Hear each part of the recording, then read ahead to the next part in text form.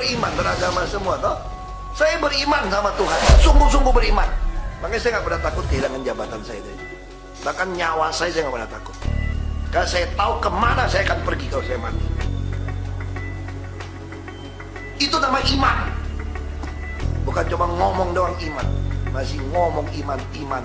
Sembahyang apa iman. Imannya apa? Gue kasih tahu lu iman seperti apa. Kenapa saya nggak pernah takut kehilangan jabatan? Karena saya tahu jabatan Tuhan yang kasih. Kenapa saya nggak pernah takut saya mati? Karena saya tahu saya pasti masuk surga. Ahok kafir tapi berguna, yang sono pemegang kunci surga tapi malah nyusahin. Ditulis oleh Jamie Mamulyan dari siwar.com. Sebelum kita lanjut, jangan lupa subscribe dan nyalakan loncengnya agar Anda menjadi yang pertama mendapatkan informasi dari jurnal terupdate. Bangga, satu kata itu sudah cukup untuk mewakili perasaan saya saat menuliskan artikel ini. Begini penjelasannya. Saat ini Indonesia sedang berada di tahap transisi menuju energi baru untuk meninggalkan bahan bakar fosil. Ini sesuai dengan kesepakatan global di mana tahun 2030 nanti bahan bakar berbasis fosil semestinya sudah tidak digunakan lagi. Tetapi kenyataannya porsi energi baru masih di kisaran 9-12%. Inilah kondisi energi di Indonesia sekarang ini. Untuk itulah PT Pertamina selaku BUMN yang bertugas mengelola penambangan minyak dan gas bumi di Indonesia terus berbenah dan melakukan gebrakan positif demi kemajuan bangsa yang hasilnya akan dirasakan langsung oleh seluruh rakyat Indonesia. Hasilnya juga membanggakan.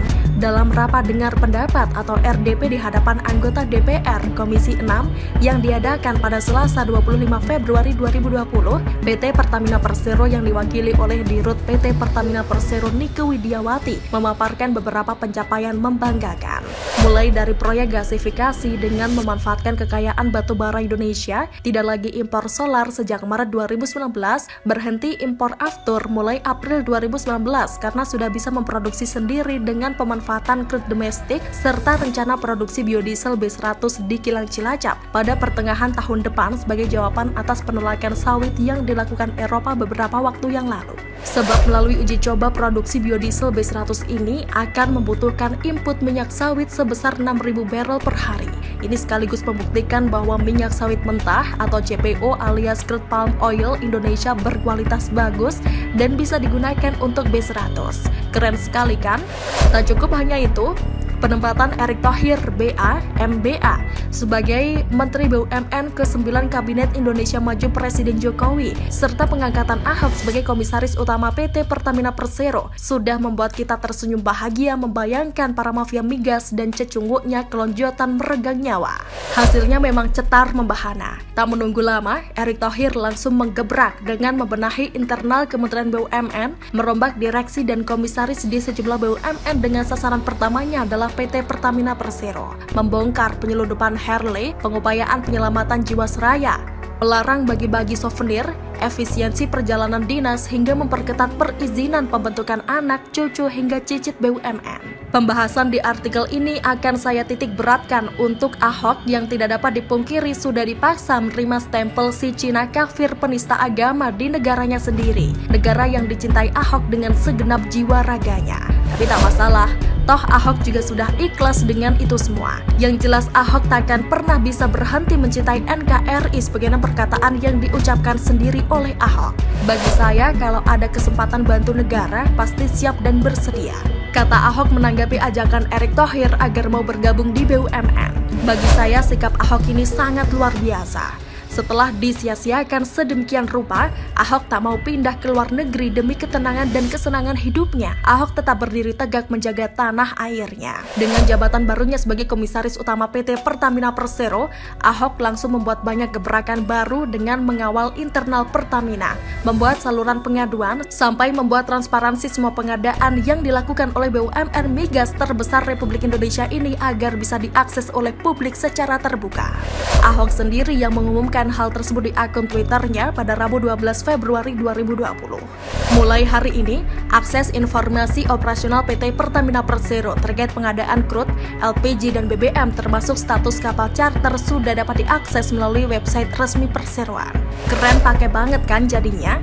Dan barusan, keberadaan Ahok menjadi komisaris utama di PT Pertamina Persero kembali menuai pujian. Kali ini pujian datang dari Profesor Dr. Subroto, Guru Besar Ilmu Ekonomi Universitas Indonesia, sesepuh migas yang sangat disegani di sektor migas nasional. Pria berusia 97 tahun ini sebelumnya menjabat sebagai Menteri Pertambangan dan Energi di zaman Presiden Soeharto dan Sekjen OPEC di tahun 1988 hingga 1994. Nama beliau kini menjadi nama penghargaan yang diusung oleh Kementerian ESDM untuk mengapresiasi jasa-jasanya di sektor energi. Subroto yang hadir di acara Bimasena Members Get Together pada Kamis malam 27 Februari 2020 mengaku kagum dengan jejak rekam Ahok sebagai pemimpin. Subroto sendiri yang mengaku mengagumi Ahok dan mengikuti pemberitaan seputar Ahok, apalagi sejak Ahok masuk ke Pertamina dan menjadi komisaris utama di situ.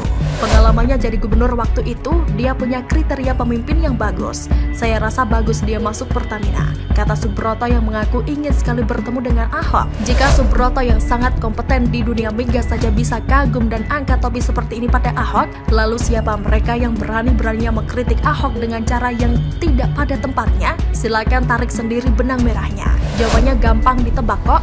Tong kosong nyaring bunyinya. Itulah kaum egois pengacau yang suka berbuat seenaknya sendiri di negeri ini. Sampai kepedean ngapling Tuhan dan surga seenak udalnya sendiri. Kaum pemegang kunci surga istilah singkatnya. Ngaku-ngaku pemegang kunci surga tepatnya. Ujung-ujungnya, mereka inilah kaum yang suka menempatkan kepentingan pribadi dan golongan di atas kepentingan bangsa dan negara. Saya tidak akan membahas tentang kaum ngeselin ini satu persatu. Rugi banget saya buang waktu menulis tentang mereka. Toh kita juga sudah tahu sama tahu jalan ceritanya. Ada masa 212 yang kesulitan menjalankan perintah Tuhan untuk tidak membenci dan mendendam pada sesama manusia, pada Ahok tepatnya. Ada juga anggota Komisi 6 fraksi Gerindra, Andre Rosiade yang tak bisa menyembunyikan isi hatinya yang penuh iri dengki pada Ahok. Dengan tolol, Andre melontarkan pertanyaan pada Dirut PT Pertamina Persero Nike Widiawati terkait masalah transparansi. Andre bertanya siapa yang seharusnya bekerja melaksanakan transparansi perusahaan, direksi atau komisaris. Saya baca berita yang ada di berbagai media bahwa seakan-akan jajaran direksi ada berapa? 11 orang jajaran direksi Pertamina. Tapi seakan-akan yang bekerja melakukan transparansi hanya komisaris. Saya ingin bertanya jajaran direksi Pertamina, apa betul yang bisa transparansi komisaris bukan direksi? Kata Andre dalam rapat Komisi 6 Jakarta Selasa 25 Februari 2020. Menanggapi pertanyaan tolol penuh iri dengki semacam ini, tiba-tiba saya jadi teringat pada kalimat jawaban yang dilontarkan Edi Rahmayadi yang saat itu menjabat sebagai Ketua PSSI dan Gubernur Sumatera Utara kepada Aiman Wicaksono, wartawan Kompas TV. Pak, urusan Anda menanyakan itu? Jawaban ini sangat pas untuk Andre si sirik tanda tak mampu. Harap maklum saja, Andre ini lagi stres berurusan karena kasus jebak-menjebak Wik-Wik. Di sudut lain, tepatnya di DKI Jakarta, gubernurnya justru dianggap sebagai penghancur Jakarta itu sendiri. Monas dirusak, Taman Ismail Marzuki dirusak, Tanah Abang makin macet dan semrawut, trotoar dikuasai PKL, preman merajalela. Tak ada lagi aduan masyarakat, APBD jadi bancakan, rakyat jadi sapi perah, dan yang terbaru hampir tiap minggu banjir. Sementara nan jauh di sana juga ada seorang yang sudah lama ingin pulang tapi tak bisa pulang, tak berani pulang tepatnya. Para pembaca bisa menilai sendiri manfaat apa yang didapat negeri ini dengan keberadaan orang-orang yang sudah saya sebutkan barusan. Bergunakah mereka bagi negara atau malah menyusahkan? Silahkan dijawab dengan hati jujur sesuai fakta dan kenyataan yang ada. Sebagai penutup, akhirnya saya bisa mengambil kesimpulan. Hari ini saya bisa mengerti dengan jelas sebuah hadis Nabi Muhammad SAW yang mengatakan, sebaik-baiknya manusia adalah yang paling bermanfaat bagi orang lain. Amin, terpujilah Tuhan. Bagaimana menurut Anda? Silahkan menulis komentar di kolom komentar. Jangan lupa untuk like, subscribe, dan share. Arkana pamit. Wassalamualaikum warahmatullahi wabarakatuh.